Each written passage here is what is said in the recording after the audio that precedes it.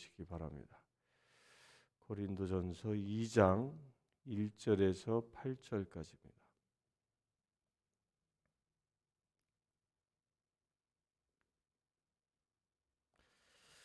말씀 먼저 보겠습니다. 형제들아, 내가 너희에게 나아가 하나님의 증거를 전할 때에 말과 지혜의 아름다운 것으로 아니하였나니 내가 너희 중에서 예수 그리스도와 그가 십자가에 못 박히신 것 외에는 아무것도 알지 아니하기로 작정하였음이라. 지금 이 장의 말씀은 1장에서 기록되어진 이 고린도 교회가 사분오열되어진 바울오파, 계파파, 아볼로파, 그리스도파 이렇게 분열되어진 그 교회를 어떻게 치유할 것인가, 왜 분열되어졌는가에 관하여 그 답을 주고 있는 겁니다. 교회가 분열되어지는 이유, 서로가 서로에게 상처를 주고 서로가 등지는 이유, 그 이유를 바울은 무엇이라 진단했냐면 십자가의 복음을 잃어버렸기 때문이라는 겁니다.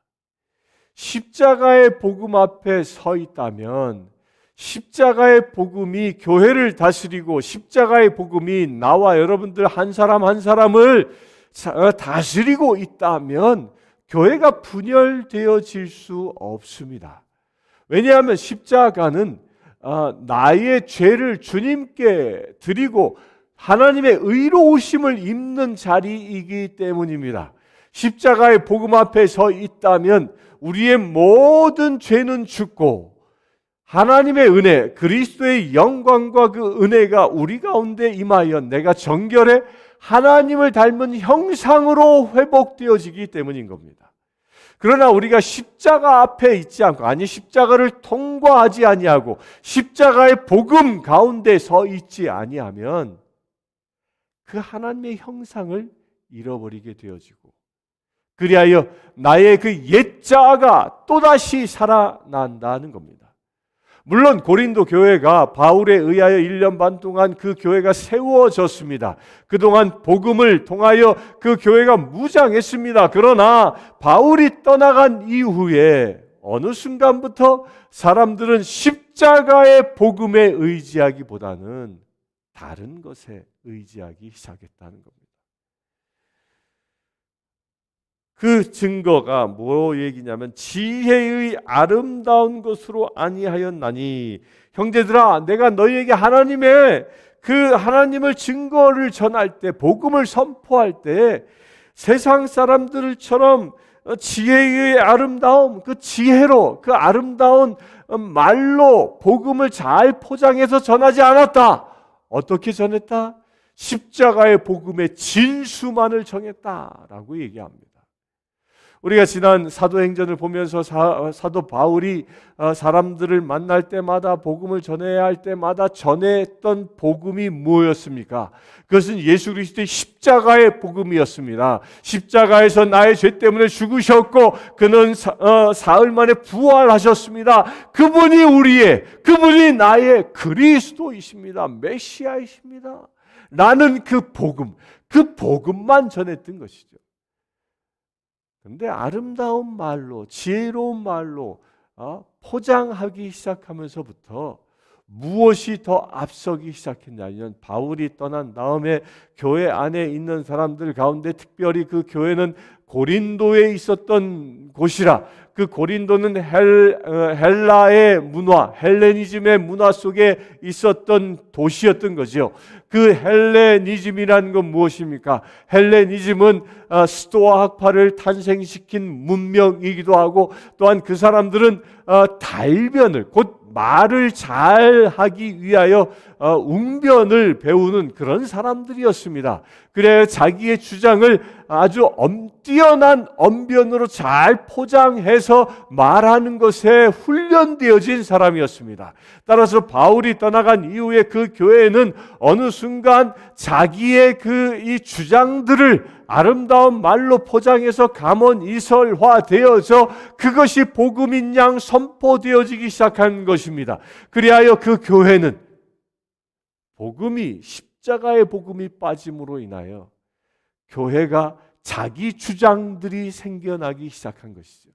자기 주장들이 생겨나기 시작하면서부터 교회가 깨져 나가기 시작했던 겁니다. 분열되기 시작한 것입니다. 여러분들 가정이 온전히 하나 되어지길 원합니까? 남편과 아내가 부모와 자식이 온전히 하나 되어지길 원합니까? 방법은 딱 하나입니다. 그 관계 속에, 부부 관계 속에, 부모와 자식 간의 관계 속에 십자가의 복음이 서 있으면 되는 것입니다. 십자가의 복음이 아닌 것이 들어오는 순간 그 가정은 사분오열되는 것입니다. 부모는 자식을 위하여 십자가의 복음에서 죽을 줄 알아야 하고 자식 또한 부모를 공경하는 마음으로 십자가의 복음으로 죽을 줄 알아야 하는 것입니다. 그때 그 가정은 온전히 하나 되어지는 거죠. 남편이 아내를 위하여 죽고 아내는 남편을 위하여 죽는 그런 부부관계가 되어진다면 그곳에 십자가의 복음이 서 있어서 하나님의 은혜와 사랑이 넘치는 관계가 되는 겁니다. 우리가 왜 서로 다투고 싸웁니까? 그 이유는 다른 곳에 있는 것이 아니라 내 주장, 나의 것, 나의 육적인 자아, 나의 육적인 욕심을 관철하기 위하여 상대로 하여금 나의 주장에 굴복시키게 하기 위하여 다툼이 일어나는 겁니다. 바울이 떠나간 고린도 교회가 바로 그랬던 것입니다. 바울이 떠나가자 어느 순간부터 사단은 그 사람들이 헬레니즘 문화 속에서 훈련되어진 그 사람들의 그 언변, 그 아름다운 달변들, 그 웅장한 언변들, 이런 것들을 사용하여 자기 주장을 내세우기 시작하게 만들었던 겁니다. 누가? 사단이. 바울은 그것을 냉철하게 보고 있는 것입니다. 십자가의 복음이 살아있을 때 우리 가정이 하나 되어질 수 있습니다. 곧 내가 죽어 그리스도의 나의 죄된 본성이 십자가에 못 박히고 그리스도의 그 거룩함의 영성이 내 안에 임할 때 곧 죄 없이 깨끗한 영성, 그 하나님의 그 본성이 내 안에 임할 때 그 하나님의 본성이 무엇입니까?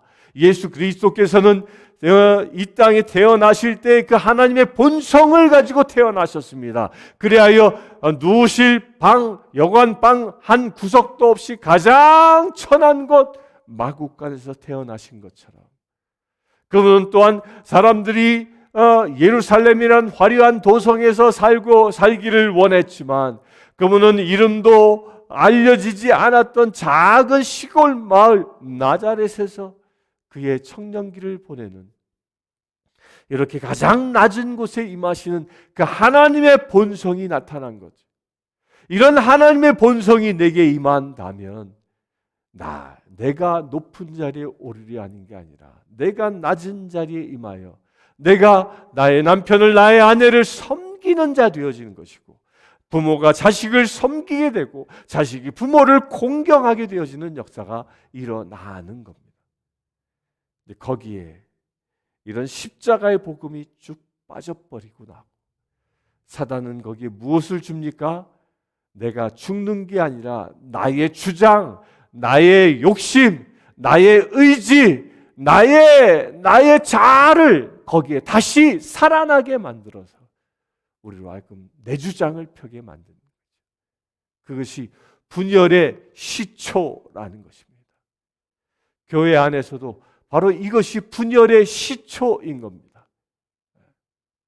설교자들이 그 유혹에 빠지기 쉬운 것이 또한 설교자들이 늘 고민하는 것이 무엇이면 복음의 진수를 선포해야 하는데 제가 1년 12달 십자가 죽어라 그 복음만 선포한다면 얼마나 많은 사람들이 설교 시간에 그 말에 감동을 받고 그 말에 변화되어질까.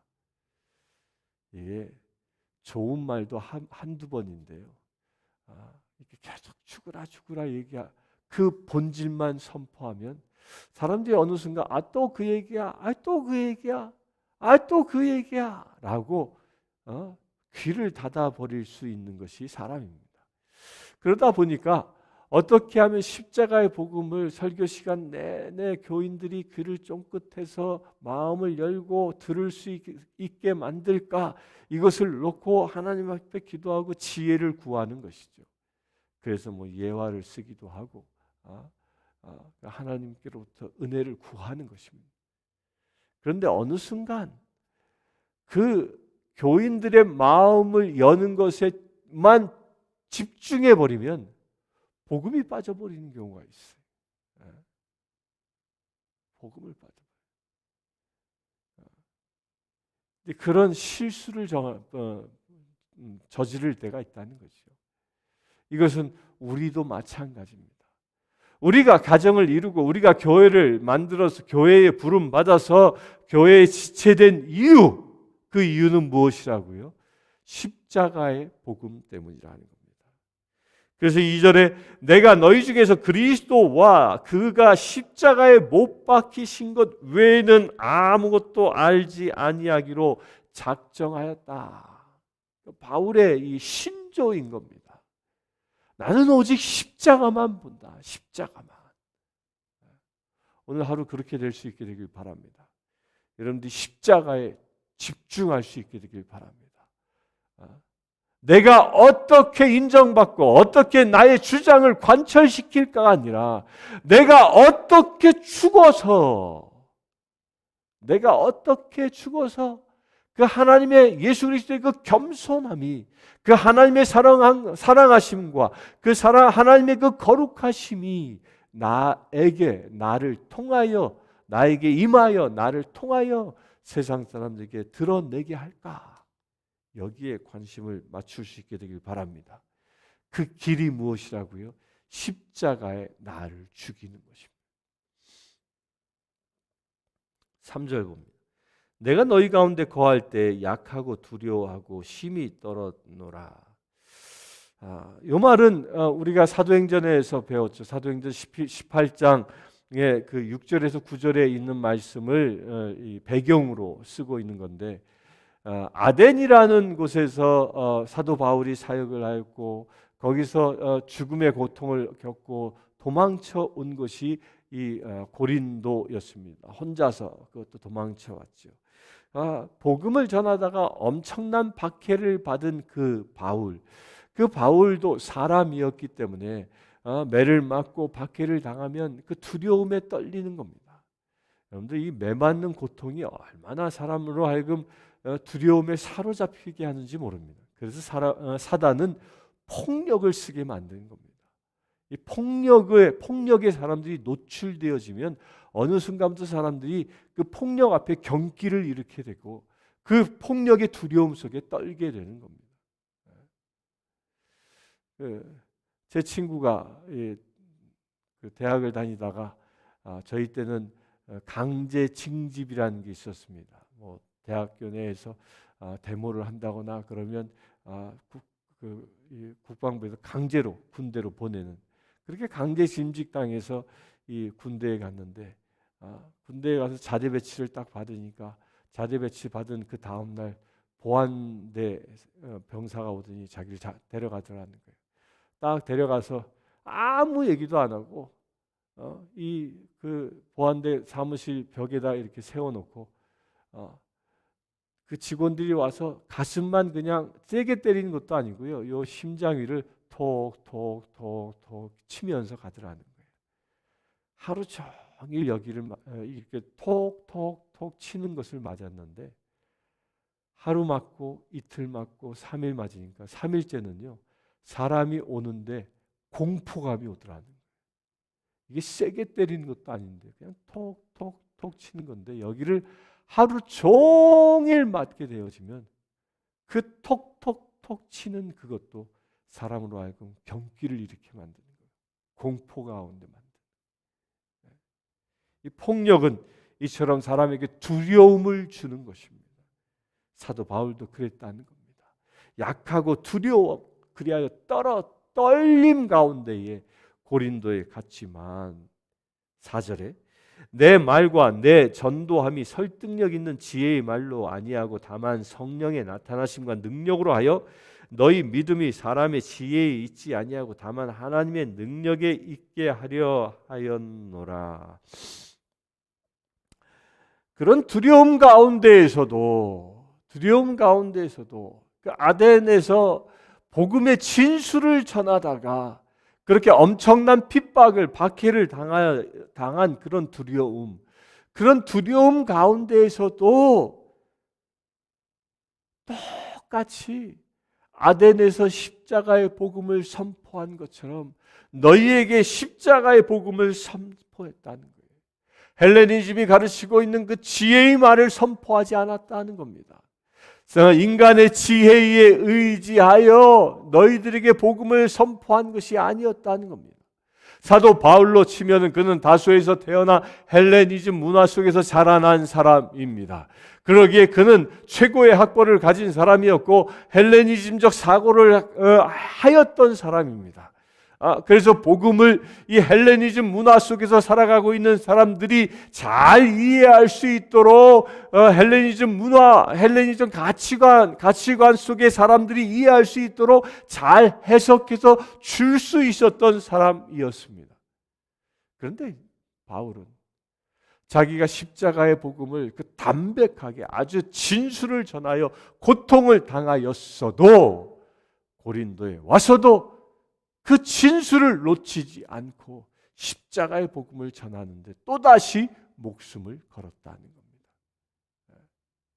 이게 바울의 위대함입니다. 우리가 복음을 전하면서 어떤 박해를 당하고 고통을 당할 수 있습니다. 그러나 그럼에도 불구하고 우리는 복음의 진수를 선포할 수 있어야 합니다. 한국에 가면 지하철을 타면 꼭 만나는 사람들이 있습니다. 그 지하철 선교회 사람들입니다.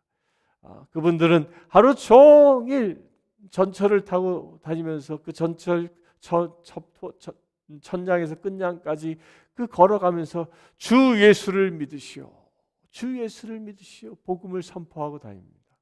그럴 때마다 그 십자가의 복음을 선포하는데 많은 사람들은 어떻게 합니까? 뭐 자고 있거나 뭐 폰을 쳐다보거나 또 어떤 사람은 쳐다보면서 또 저 소리야 그러면서 비방합니다.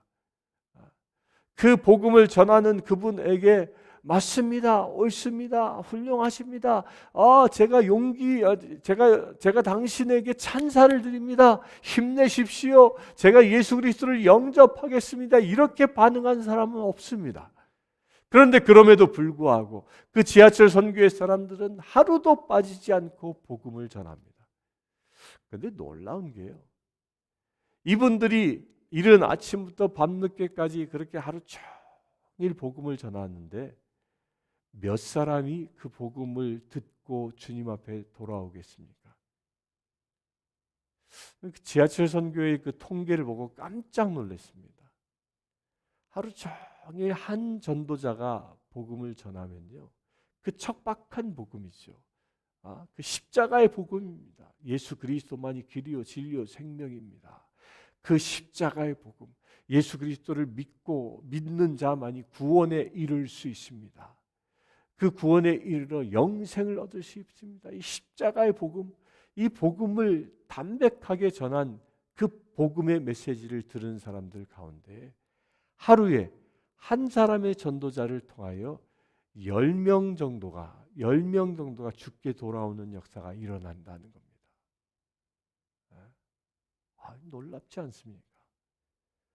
그 한 사람의 전도자가 물론 하루 종일 지하철을 타면서 왔다 갔다 하면 몇 사람을 만나겠습니까? 아마도 수십만 명을 만날 겁니다. 수만 명? 가늠할 수 없을 만큼 어마어마하게 많은 사람을 만나지만 그래도 그 중에 하루에 10명. 하루에 10명이면요, 한 달이면 300명이 전도되는 겁니다. 1년이면 3,600명이 전도되는 겁니다. 한 사람의 그 수고로 무엇을 통하여? 십자가의 그 복음을 통하여. 이게 십자가의 복음의 능력인 것입니다. 따라서 설교는 세상적인 지혜의 말이 아니라 오직 십자가의 복음이 살아 있어야 한다는 겁니다. 현대교회는 어느 순간부터 이 강대상이 십자가의 복음이 사라지고 인문학 강의장으로 바뀌어버린 교회들을 종종 봅니다. 대표적인 게 긍정의 힘. 그 조엘 목사님의 그 긍정의 힘 그 설교를 들으면 십자가의 복음이 없습니다. 어떻게든 긍정적 마음을 가지면 세상에서 성공한다. 긍정적 마음을 가져야 세상에서 성공하고 잘 살 수 있다. 이게 다예요, 다. 그런데 수많은 사람들이 그 메시지를 들으려 모여듭니다. 왜? 세상의 지혜를 가르치기 때문입니다. 그런데 안타깝게도 거기에는 무엇이 없어요? 생명이 없습니다. 복음이 없는 곳에는 생명이 없는 거예요. 세상에서 한순간 성공할 수는 있을지라도 그 복음, 그 메시지를 통하여는 영생을 얻을 수 없는 것입니다. 여러분들 전도할 때 지혜를 구하지 마시고 십자가의 복음을 구할 수 있게 되길 바랍니다. 여러분들이 온전히 내가 먼저 십자가에 못 박혀 죽은 내가 되어 그 나를 통하여 십자가의 복음이 선포되어지면 그 복음을 듣는 심령이 영혼이 쪼개지고 그 심령이 구원되어지는 역사가 일어나는 것입니다. 우리가 이렇게 십자가의 복음을 회복하면 분열이 다시 연합하는 역사가 일어나는 겁니다.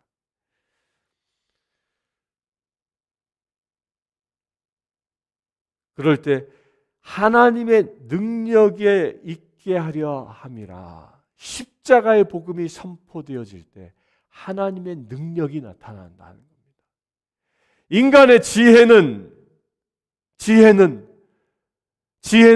뛰어나 보일지라도 인간의 지혜는 한계가 있습니다. 하나님의 지혜가 어리석어 보일지라도 그 하나님의 지혜 가운데 있을 땐 하나님의 놀라운 능력이 나타난다. 무엇을 통하여? 십자가의 복음을 통하여. 내가 죽고 예수가 사는 그 십자가의 복음이 여러분들의 삶에서 온전히 이루어진다면 그 삶을 통하여 하나님의 능력이 나타나는 겁니다.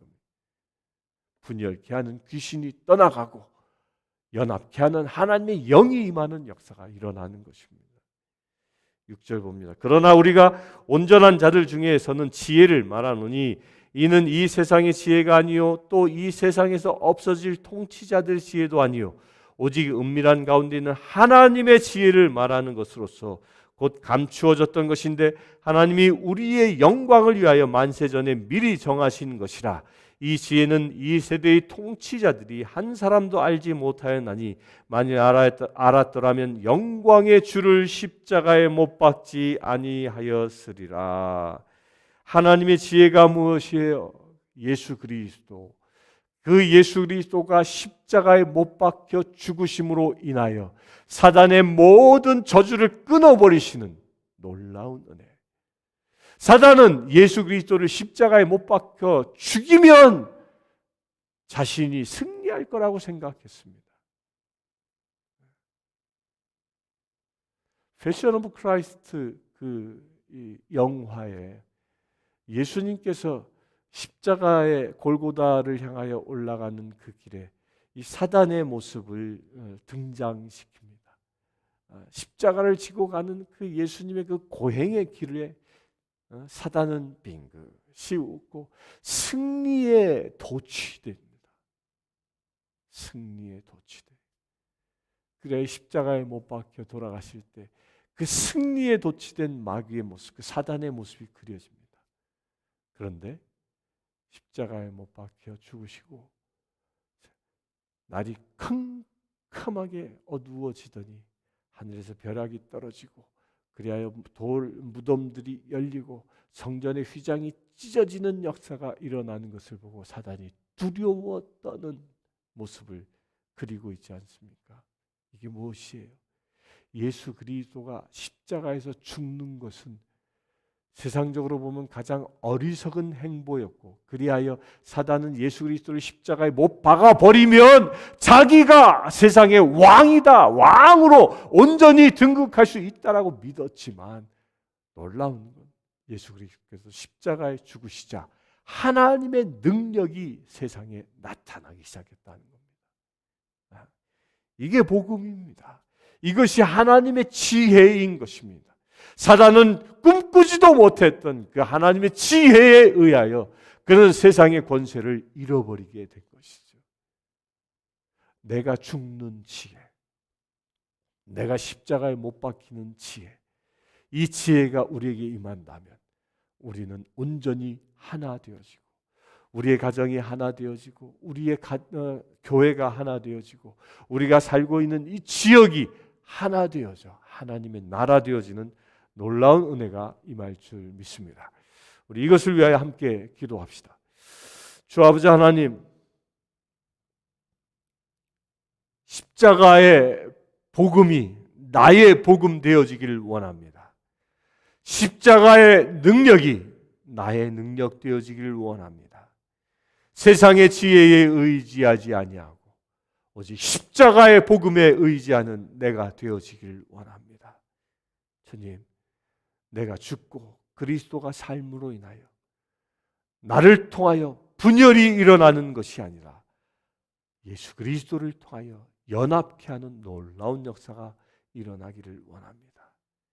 그 시작이 나로부터 내가 십자가의 복음 가운데 서는 것임을 깨닫습니다.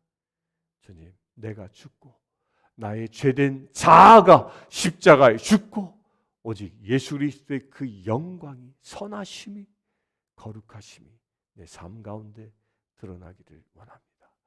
우리 주 예수 그리스도의 이름으로 기도드리옵나이다. 아멘.